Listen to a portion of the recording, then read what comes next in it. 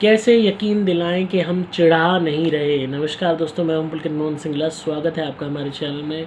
दोस्तों, किसी का सवाल था कि जब हम अपनी कोई भी खुशी बांटते हैं किसी के साथ, तो सामने वाले को अक्सर लग जाता है कि हम उसके वो चिढ़ा रहे हैं, जबकि हम चिढ़ा नहीं रहे होते हैं, अपनी खुशी बांट रहे होते हैं। हम उसको भी अपनी खुशी में शामिल करना चाहते हैं, उस सुखद अनुभव को बांट रहे होते हैं, अपना उस इंसान को अपना मान के, करीबी मान के। तो उस इंसान के मन में जो नेगेटिव थॉट आती है कि नहीं ये चिढ़ा रहा है, उस थॉट को कैसे दूर करें। दोस्तों, ये बहुत ज़रूरी है इस बात को समझना कि किस नेचर के इंसान के साथ आप अपनी खुशी बांट रहे हैं। मैक्सिमम लोग जब आपकी खुशी को सुनेंगे, आपकी लाइफ के अचीवमेंट्स को सुनेंगे, तो 90% लोग ऐसे होंगे जो यही समझेंगे कि आप चिढ़ा रहे हो। बहुत कम लोग होते हैं जो आपकी खुशी में खुश होते हैं, सही मायने में जो उसी तरीके से आनंद में हो जाते हैं जैसे आप हुए हो। उन कुछ चंद लोगों में आपके माँ बाप हो गए, आपके भाई बहन हो गए, आपकी हो सकता है पत्नी हो गई, आपका पति हो गया, आपके बच्चे हो गए। पर धीरे धीरे आप देखते हो भाई बहनों की शादी हो जाती है तो वो भी उन 90% में चले जाते हैं कुछ हद तक, जिनको ऐसा लगता है कि आप चिढ़ा रहे हो। बच्चे हैं, वो आपके रहेंगे, खुश होएंगे, क्योंकि उनको भी उस खुशी का हिस्सा मिलेगा ही मिलेगा। आपका लाइफ पार्टनर है, अगर आपके प्रति ठीक है, नेचर अच्छा है, आपकी खुशी में खुश होएंगे। पर जो बाहरी लोग हैं, मैक्सिमम दोस्त, सामाजिक मित्र, पड़ोसी, रिश्तेदार, colleague, bosses, girlfriend, boyfriend, maximum लोग जो ये होते हैं, इनको जलन होती है। इनको ऐसा लगता है कि आप चिढ़ा रहे हो, ये दिखाने की कोशिश कर रहे हो कि आप इनसे बेहतर हो, इनके पास कुछ नहीं है, आपके पास इतना कुछ है। ऐसा क्यों उन्हें लगता है? क्योंकि उनकी खुद की नेचर गंदी होती है। मैं नहीं कह रहा कि सब आपको बाहरी लोग ऐसे मिलेंगे, पर मैक्सिमम लोगों के साथ ये रहा है एक्सपीरियंस कि जब भी वो अपनी खुशी जाहिर करते हैं, क्यों वो गम में बदल जाती है, क्योंकि सामने वाला तुरंत प्रतिक्रिया में हाई लगाता है, नज़र लगाता है। क्यों लगाता है? क्योंकि उसको बर्दाश्त नहीं होती वो खुशी, क्योंकि उस खुशी का जो श्रेय है, उसका जो फ़ायदा है, वो सिर्फ आप ले रहे हो। सामने वाले के आगे आप खुशी बांट रहे हो, पर उस खुशी का फ़ायदा कौन ले रहा है? सिर्फ आप ले रहे हो या आपकी फैमिली ले रही है? वो तो नहीं ले रहा। तो वही एक कि मैं इस खुशी का हिस्सा क्यों बनूं जब मुझे इसका लाभ नहीं मिल रहा। ये कलयुग की मतलबी सोच होती है कि जब मुझे उसमें से हिस्सा नहीं मिल रहा, परसेंटेज नहीं मिल रहा, तो मैं उस खुशी को खुशी क्यों मानूं? मेरी तो खुशी नहीं है ना। ये है कलयुगी गंदी मानसिकता जो मैक्सिमम लोगों में होती है। ये राम राज्य नहीं है।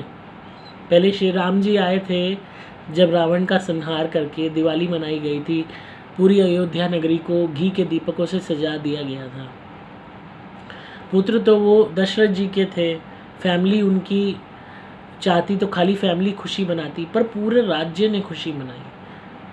हर बंदा जो उनसे डायरेक्टली ब्लड से भी कनेक्टेड नहीं था, वो इतना खुश था, इतना खुश था कि जिसका कोई सीमा नहीं है। वो राम राज्य अगर आप आज एक्सपेक्ट करते हो कि जो अनजान लोग हैं, जो जानकार लोग हैं, जो दोस्त हैं, जो सामाजिक मित्र हैं, जो कलीग हैं, पड़ोसी हैं, रिश्तेदार हैं, कि वो भी इस तरीके से खुश होंगे, नामुमकिन। आप यकीन दिलाते रह जाओगे कि भाई मेरे, मैं चिढ़ा नहीं रहा हूँ, मैं तुम्हें अपनी खुशी में खुश होकर तुम्हारे को सुना रहा हूँ ताकि तुम भी खुश हो।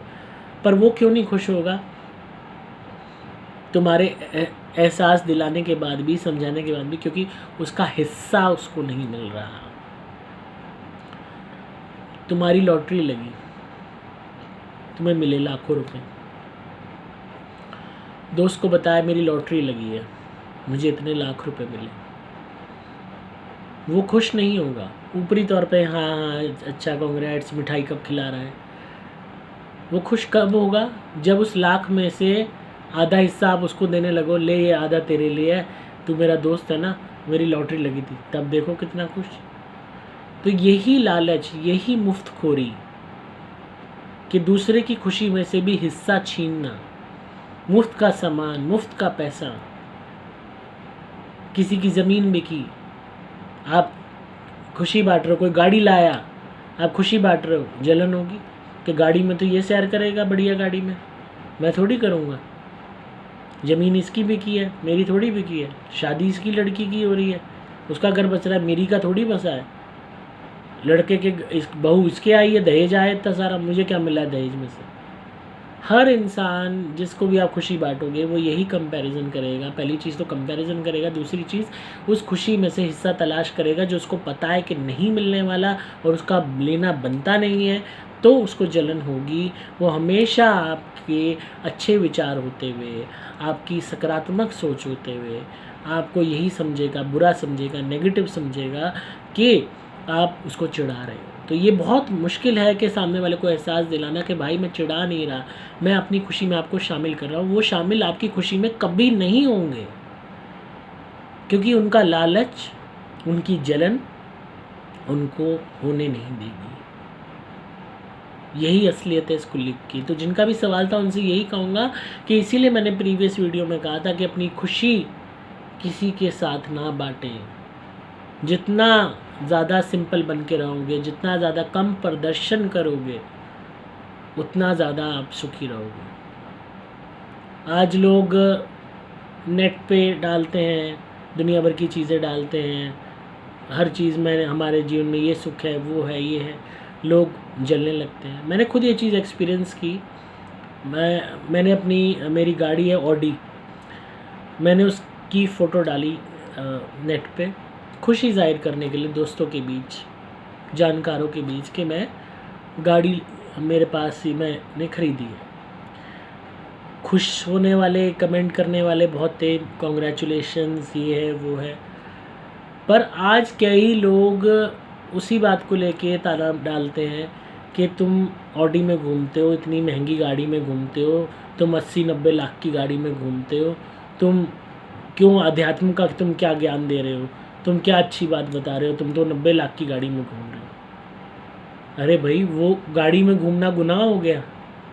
यहाँ मैंने खुशी बांटने की कोशिश की और वही खुशी सामने वाले को लगा कि मैं उसे चिढ़ा रहा हूँ। और जबकि जिन लोगों से शेयर नहीं करी वो खुशी, वो लोग भी उस चीज़ को लेके ताना मार रहे हैं कि भाई इतनी महंगी गाड़ी में घूमता है तो ये भगवान की बात कैसे कर सकता है, ये ईश्वर का ज्ञान कैसे देख सकता है, क्या मुझ में आत्मा नहीं है? क्या अगर कोई इंसान ऊपर उठ रहा है, अगर कोई इंसान पैसे वाला है तो इसका मतलब वो पापी है, उसको ईश्वर नहीं मिलेंगे, उसको मोक्ष प्राप्ति नहीं होगी, वो अच्छे कर्म नहीं करता है? इसका मतलब उस चश्मे से देखा जाए तो वो जलन से भरा हुआ चश्मा था उस इंसान का। जलन उसकी आंखों में भरी हुई थी, एक हीन भावना भरी हुई थी, जिसके तहत ये लोग ये मानसिकता रखते हैं कि अगर कोई भी बंदा अमीर है तो वो पापी है, तो वो चोर है, तो उसको ईश्वर नहीं मिलेंगे। और अगर कोई गरीब है, दुखी है, परेशान है, तो वो मरते ही स्वर्ग के दरवाजे उसके लिए खुल जाएंगे। तो ये जो एक नेगेटिव सोच है, वही सोच के तहत उसने अपनी जलन, अपनी लालच, अपनी हीन भावना के चलते उसने कमेंट मारा कि तुम इतनी महंगी गाड़ी में घूमते हो, तुम ईश्वर का कैसे ज्ञान दे सकते हो, तुम्हारे को कैसे ज्ञान मिल सकता है, तुम कैसे भगवान की बात कर सकते हो?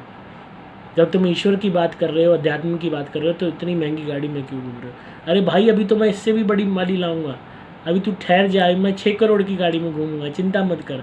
भगवान से यही प्रार्थना करता हूँ कि वो दिन भी आए।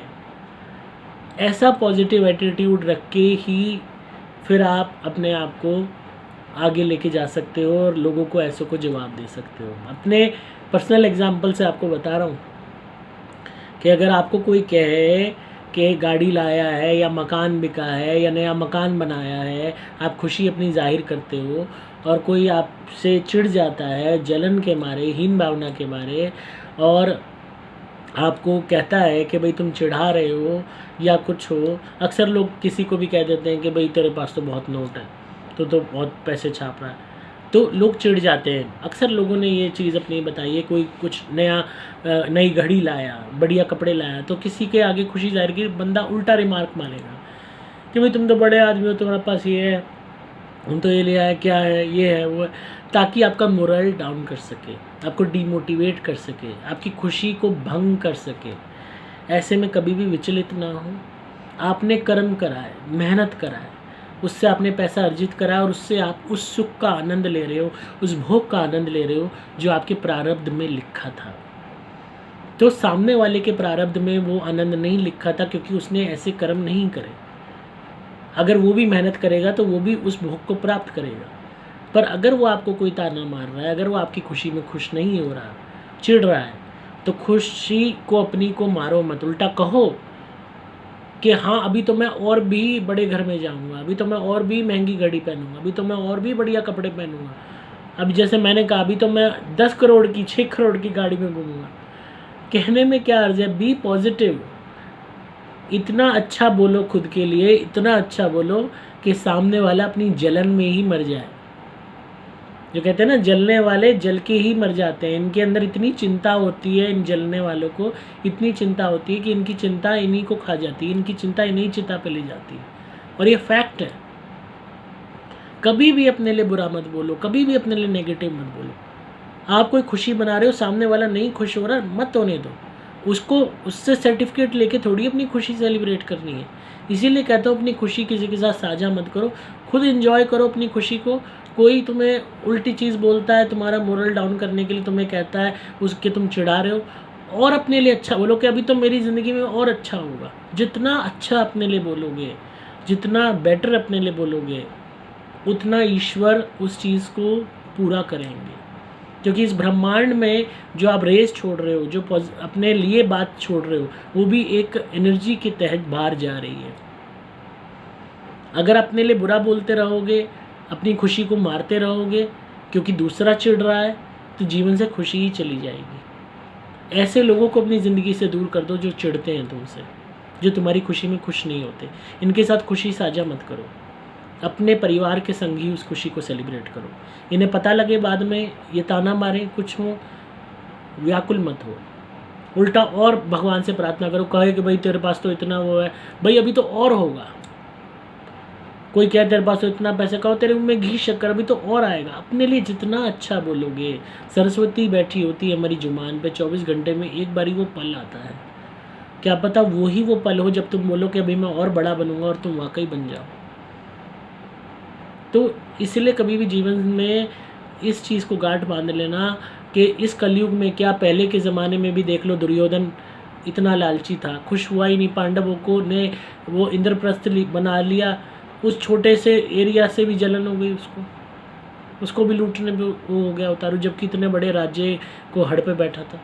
तो दूसरे की, जिसके पास कुछ नहीं है, तुम्हारे पास जो है वो उसके पास नहीं है, तो उसको जलन होगी, उसको हवस होगी, उसको हीन भावना होगी, वो चिढ़ेगा, तुम्हें उल्टा सीधा बोलेगा, तुम्हारी खुशी में खुश नहीं होगा, कभी नहीं होगा, क्योंकि उसको वो खुशी का आनंद, वो भोग प्राप्त नहीं हो रहा जो तुम्हें हो रहा है। कोई बच्चा 100 में से 99 नंबर लाता है और एक बच्चा 100 में से 40 नंबर लाता है, तो 99 वाला जब 40 वाले को कहेगा कि मैंने टॉप करा है, मैं तो बहुत खुश हूँ, तू भी खुश है दोस्त, तो वो खुश होगा? 40 वाला नहीं होगा। बाहर से ऊपरी तौर पे दिखा दे भले ही वो, पर जो आनंद प्राप्त हो रहा है उस 99 वाले को अपनी मेहनत का, वो आनंद उस 40 नंबर लाने वाले को कभी नहीं होगा। और उसके लिए फिर वही जलन, हीन भावना का शिकार होना स्वाभाविक है।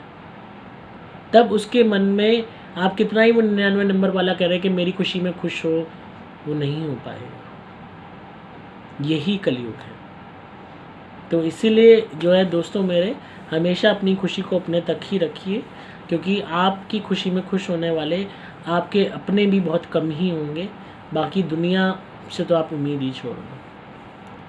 तो इसी तरह सुनते रहिए, प्यार देते रहिए, सब्सक्राइब कीजिए चैनल को। अगर आपको आज की वीडियो पसंद आई हो तो अगर आप किसी भी नेगेटिविटी से परेशान हैं, कोई भी भूत प्रेत ब्याधा से परेशान है, तो आप मेरी धुनी मंगवाइए सुपर प्लैटिनम या सुपर स्पेशल एक्स्ट्रा, घर में जलाइए, हर तरीके की नेगेटिविटी का नाश हो जाएगा।